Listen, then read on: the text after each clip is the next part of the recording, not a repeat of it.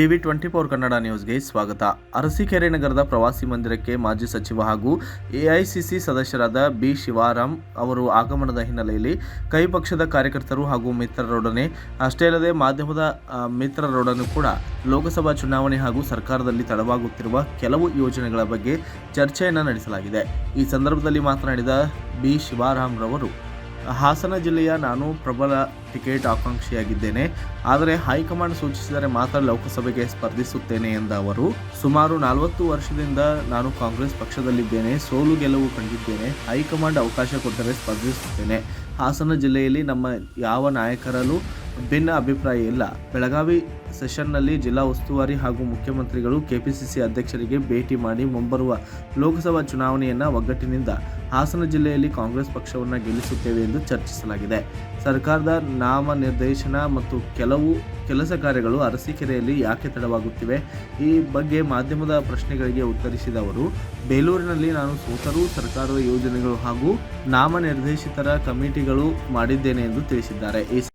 ಆ ಮೂಲಕ ಜನಸಾಮಾನ್ಯರ ಒಲವು ಕಾಂಗ್ರೆಸ್ ಪರವಾಗಿದೆ ಅಂತಕ್ಕಂಥ, ಅದರಲ್ಲೂ ಮಹಿಳೆಯರಂತೂ ಈ ಕೊಟ್ಟಿರ್ತಕ್ಕಂಥ ಸೌಲಭ್ಯಗಳನ್ನು ನೋಡಿದ್ರೆ, ಬಸ್ಸು ಅದು ಎಷ್ಟು ಕೋಟಿ ಜನ ಹೋಗಿ ಬಂದ್ರು ಅಂತ ನೋಡಿದ್ರೆ ಆ ಫಿಗರ್ಗಳನ್ನ ಆಶ್ಚರ್ಯ ಆಗುತ್ತೆ. ಅದ್ರ ಜೊತೆಗೆ 91% ಇವತ್ತು ಗೃಹಲಕ್ಷ್ಮಿ ಯೋಜನೆ ಕವರ್ ಮಾಡಿದೆ ಅಂತ ಅಂದ್ರೆ, ಪ್ರತಿ ಮಹಿಳೆಗೂ ಒಂದು ಕುಟುಂಬದಲ್ಲಿ 2,000 ರೂಪಾಯಿ ಸಿಗ್ತಕ್ಕಂಥದ್ದು.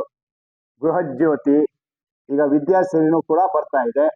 ಇನ್ನ ಅಕ್ಕಿ ಅನ್ನಭಾಗ್ಯ ಯೋಜನೆಯಲ್ಲಿ ಈಗಾಗಲೇ ದುಡ್ಡು ಮತ್ತೆ ಅಕ್ಕಿ ಎರಡನ್ನೂ ಕೊಡ್ತಕ್ಕಂಥ ವ್ಯವಸ್ಥೆ. ಇವೆಲ್ಲ ಎಲ್ಲೋ ಒಂದು ಕಡೆ ಕಾರ್ಯಕರ್ತರಲ್ಲಿ, ಜನಸಾಮಾನ್ಯರಲ್ಲಿ ಪಕ್ಷ ಪರವಾಗಿಲ್ಲಪ್ಪ, ಸಿದ್ದರಾಮಯ್ಯನವರು ಒಳ್ಳೆ ಕೆಲಸ ಮಾಡಿದ್ರು, ಕೊಟ್ಟಂತೆ ಮಾತು ಕೊಟ್ಟಂತೆ ನಡ್ಕೊಂಡ್ರು ಅನ್ನೋ ಒಂದು ಅಭಿಪ್ರಾಯ ಸೃಷ್ಟಿಯಾಗಿ, ಅದರಿಂದ ಇವತ್ತು ಸಿದ್ದರಾಮಯ್ಯನವರು ಮಾಡ್ತಿರ್ತಕ್ಕಂಥ ಕಾರ್ಯ ಇದೆಯಲ್ಲ, ಅದು ಜನಸಾಮಾನ್ಯರಿಗೆ ಮೆಚ್ಚುಗೆ ಆಗಿದೆ ಅಂತಕ್ಕಂಥದ್ದು ನನ್ನ ಅಭಿಪ್ರಾಯ. ಇಷ್ಟೆಲ್ಲರ ಮಧ್ಯೆನೂ ಕೂಡ ಸಮೀಕ್ಷೆ ನಾನು ನೋಡ್ತಾನೆ ಇದ್ದೀನಿ, ಕನ್ನಡಪ್ರಭದಲ್ಲಿ ಪದೇ ಪದೇ ಬರ್ತಾನೆ ಇದೆ. 24 ಬಿಜೆಪಿ JDS, 4, 3, 5 ಕಾಂಗ್ರೆಸ್ ಅಂತ. ಅದು ಯಾವ ತರ ಆಗ್ತಾ ಇದೆಯೋ ನನಗಂತೂ ಗೊತ್ತಾಗ. ಯಾಕಂದ್ರೆ ಯಾವ ತರ ಒಂದು ಮಾನದಂಡ ಇರ್ಬೇಕಲ್ವಾ. ಈಗ ಕೆಲವರು ಮೇಲ್ವರ್ಗದವರೇ ಮಾತಾಡೋದು, ಪ್ರಜ್ಞಾವಂತರು, ಹಂಗ್ ಸರಿ ಇಲ್ಲ, ಹಿಂಗ್ ಸರಿ ಇಲ್ಲ ಅನ್ನೋದೇ ಸರಿನಾ? ಅಥವಾ ಜನಸಾಮಾನ್ಯರಿಗೆ ಕೊಟ್ಟಿರ್ತಕ್ಕಂಥ ಯೋಜನೆಗಳು ಸಮರ್ಪಕವಾಗಿ ಫಲಪ್ರದವಾಗಿ ಆಗ್ತಾ ಇದೆ ಅಂತಕ್ಕಂಥದ್ದು ಮಾನದಂಡನ ಅನ್ನೋದು ಇನ್ನೂ ಕೂಡ ನಮಗೂ ಕೂಡ ಒಂದು ಯಕ್ಷ ಪ್ರಶ್ನೆಯಾಗೇ ಇದೆ.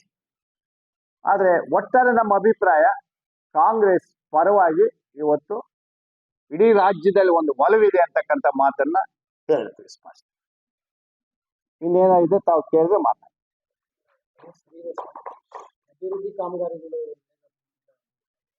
ಖಂಡಿತ ಖಂಡಿತ ಖಂಡಿತ. ಆದ್ರೆ ಏಕಕಾಲದಲ್ಲಿ ಎಲ್ಲನೂ ಮಾಡ್ತೀವಿ ಅಂತ ಹೇಳಿ ಹೇಳಕ್ ಆಗಲ್ಲ.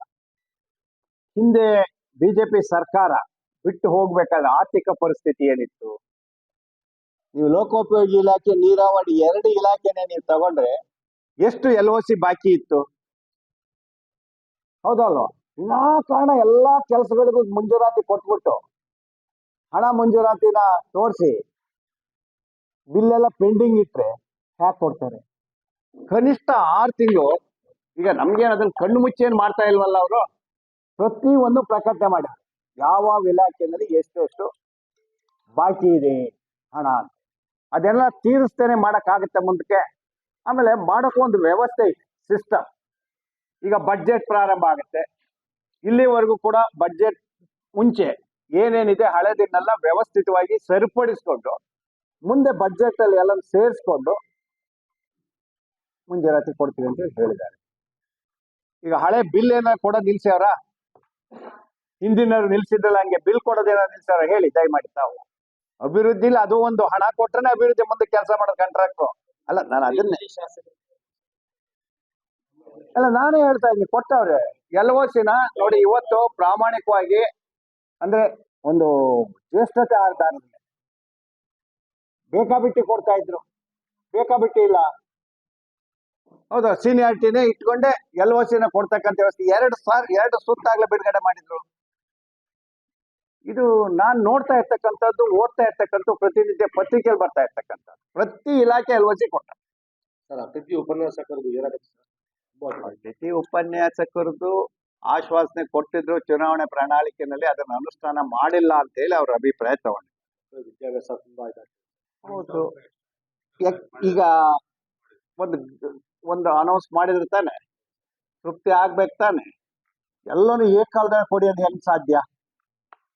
ಈಗ ಅಭಿವೃದ್ಧಿನೂ ಜನ ಕೇಳ್ತಾರೆ, ಆಗ್ಲೇಬೇಕು ಅಭಿವೃದ್ಧಿ ಎಲ್ಲ. ಈಗ ಏನು ಖಾಲಿ ಇರ್ತಕ್ಕಂಥದನ್ನೆಲ್ಲ ನೇಮಕಾತಿ ಮಾಡ್ಬಿಟ್ಟು ಸಂಬಳ ಕೊಟ್ಬಿಟ್ಟು ಅವ್ರು ಹೇಳಿದ್ದೆಲ್ಲ ಫುಲ್ಫಿಲ್ ಮಾಡ್ಬಿಡಿ ಅಂದ್ರೆ ಬಡ್ಜೆಟ್ ಎಲ್ಲಿಗೆ ಹೋಗುತ್ತೆ?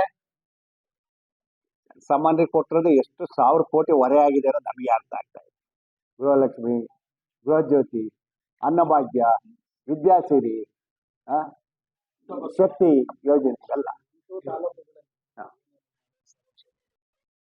ಅಲ್ಲಿ ಕಾರ್ಯಕರ್ತರು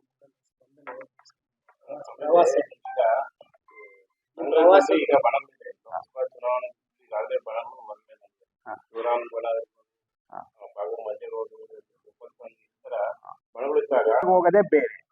ನಮ್ದೇನಿದೆ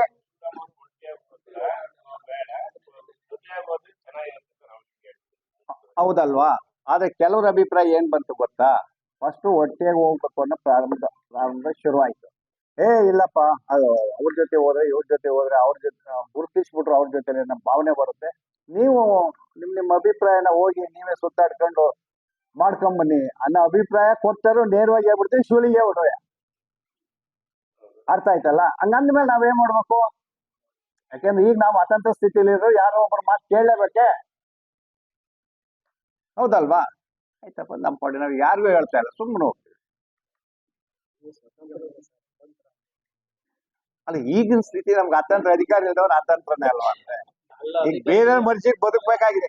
40 ವರ್ಷ ಕಾಂಗ್ರೆಸ್ ಅಲ್ಲಿ ಇದ್ದು ದುಡ್ದಿದ್ರು, ನಿಷ್ಠಾವಂತ ಆಗಿದ್ರು, ಜನಸೇವೆ ಮಾಡಿದ್ರು ಕೂಡ ಈಗ ಬಂದಿರತ್ತ ಪಾಠ ಕೇಳೋಂತ ಸ್ಥಿತಿ ನಿರ್ಮಾಣ ಆಗೋಗಿದೆ ನಮಗೆ, ಹೌದಲ್ವಾ? ನಾನೇ ಹೇಳ್ತೀನಿ ಪ್ರಾಮಾಣಿಕವಾಗಿ. ಆಮೇಲೆ ಬಹಳ ಜನ ನಿಷ್ಠಾವಂತ ಕಾಂಗ್ರೆಸ್ಸಿಗರು ನಮ್ ಜೊತೆ 30 ವರ್ಷ 40 ವರ್ಷ ಇದ್ದಾರೆಲ್ಲ ಇವತ್ತು ನಮ್ಮನ್ನ ಗುರ್ತಿಸಲ್ಲ ಅಂತ ಹೇಳಿ ಬಂದು ಹೇಳ್ಕೊಳ್ಳೋ ಸ್ಥಿತಿ ಬಂದಿದೆ. ಈ ಜಿಲ್ಲೆಯಲ್ಲಿ ಬಹಳ ಜನ ಅಂತ ಯಾಕೆ ಬರ್ತಾ ಇದ್ದಾರೆ ಅಂದ್ರೆ ನಮ್ಮನ್ನ ಗುರ್ತಿಸ್ತಾ ಇಲ್ಲ, ಕಡೆಗಣಿಸಿದ್ದಾರೆ, ನಮ್ಗೆ ಆದ್ಯತೆ ಇಲ್ಲ, ಯಾವ್ದಕ್ಕೂ ಏನು ಪರಿಗಣಿಸಲ್ಲ. ಒಟ್ಟಾರೆ ನಾನು ಜಿಲ್ಲೆ ಕೇಳ್ತೇನೆ, ಜಿಲ್ಲೆಯಲ್ಲಿ ಎಲ್ಲಾ ಭಾಗದಲ್ಲೂ ಈ ತರ ಆಗ್ತದೆ. ಹೊಸೊಬ್ರು ಬರ್ಲಾಗಿ ಈಗ ಬಹಳ ಜನ ಬೇರೆ ಪಾರ್ಟಿಯಲ್ಲಿ ಬರ್ಬೇಕು ಅಂತ ಇದ್ದಾರೆ, ಅವಕಾಶ ಸಿಕ್ಕಿದ್ರೆ. ಅಲ್ಲ, ನಿಜ, ನಾನೇ ಅರ್ಥ ಮಾಡ್ಕೊತೀನಿ, ನನಗೆ ಅರ್ಥ ಆಗತ್ತೆ.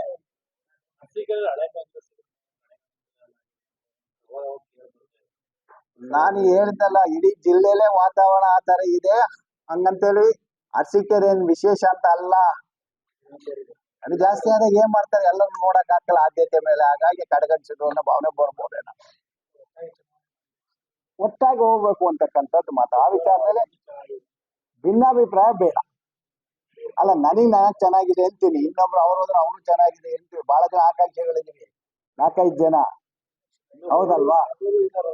ಈಗ ಮಂಜೇಗೌಡ್ರೆ ಬೇಡ ಅಂತ ಅಲ್ಲ, ಇನ್ನೊಬ್ರು ಬೇಡ ಅಂತ ಎಲ್ಲರೂ ಇದೀವಿ. ಮಂಜೇಗೌಡ ಇರ್ಬೋದು, ಜವರೇಗೌಡರು ಇರ್ಬೋದು, ರಾಮಚಂದ್ರ ಇರ್ಬೋದು, ಎಲ್ಲ ಇದಾರೆ, ಆಕಾಂಕ್ಷಿಗಳಾಗಿದ್ದಾರೆ. ಅವ್ರ ಅಭಿಪ್ರಾಯ ತಿರುಗಾಡ್ತಾರೆ. ಪಾಪ ನಮ್ ಜವರೇಗೌಡರು ಓಡಾಡ್ತಿರಲ್ಲ ನೋಡಿ, ಈಗ ಹೆಂಗ್ ಹೋಯ್ತಾರೆ ನೋಡಿದ್ರಲ್ಲ ನೀವು, ಈಗ ನೋಡ್ಬೋದು, ಅವಕಾಶ ಬಂದಿದೆ. ಹಂಗೆ ಹೋಗೋದ್ರಿಂದನೇ ಅಟ್ಲೀಸ್ಟ್ ಕಾಂಗ್ರೆಸ್ ಅಲ್ಲಿ ಒಂದು ಹೊಸ ಚೈತನ್ಯ ಬರುತ್ತೆ. ಸಂದರ್ಭದಲ್ಲಿ ನಗರ ಪ್ರಾಧಿಕಾರ ಮಾಜಿ ಅಧ್ಯಕ್ಷರಾದ ಗಂಜಿಗೆರೆ ಚಂದ್ರಶೇಖರ್, ಹಾಸನ ಜಿಲ್ಲೆಯ ಪ್ರಧಾನ ಕಾರ್ಯದರ್ಶಿ ಸಮೀರ್ ಮತ್ತು ಅಲ್ಪಸಂಖ್ಯಾತರ ಘಟಕದ ತಾಲೂಕಾ ಅಧ್ಯಕ್ಷ ಕೆಕೆ ನೂರುಲ್ಲಾ ಖಾನ್ ಹಾಗೂ ಇತರೆ ಮುಖಂಡರು, ಕಾರ್ಯಕರ್ತರು ಕೂಡ ಉಪಸ್ಥಿತರಿದ್ದರು. ವರದಿ MD ನಾಸೀರ್, ಅರಸೀಕೆರೆ. ತಾಜಾ ಸುದ್ದಿಗಾಗಿ ಟಿವಿ 24 ನ್ಯೂಸ್ಗೆ ಸಬ್ಸ್ಕ್ರೈಬ್ ಮಾಡಿ ಮತ್ತು ಬೆಲ್ ಐಕಾನ್ ಒತ್ತಿ ತಪ್ಪದೇ ಲಿಂಕ್ ಶೇರ್ ಮಾಡಿ.